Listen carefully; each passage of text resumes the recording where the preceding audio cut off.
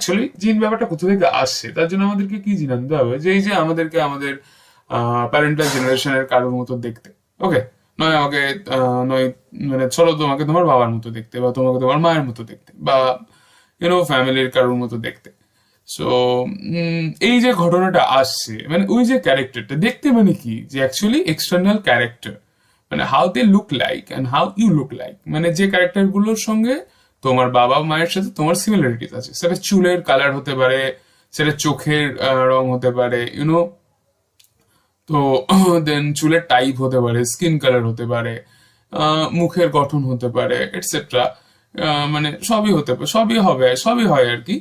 So এই যে character গুলোর জন্য যে প্রোটিন গুলো দায়ী, সেই প্রোটিন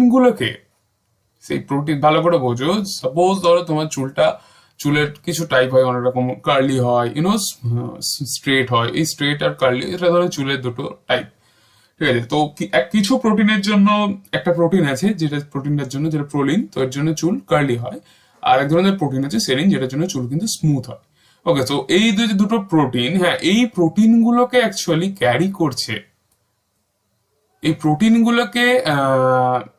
করছে অ্যাকচুয়ালি যে জিনিসটা, ওকে, যে সিকোয়েন্সটা, মানে যে ধরো এই প্রোটিন গুলোকে ক্যারি করছে, যে সেই হচ্ছে জিন অ্যাকচুয়ালি। এবার এই জিনটা কোথায় থাকছে? জিনটা থাকছে ক্রোমোজোমের মধ্যে, ওকে।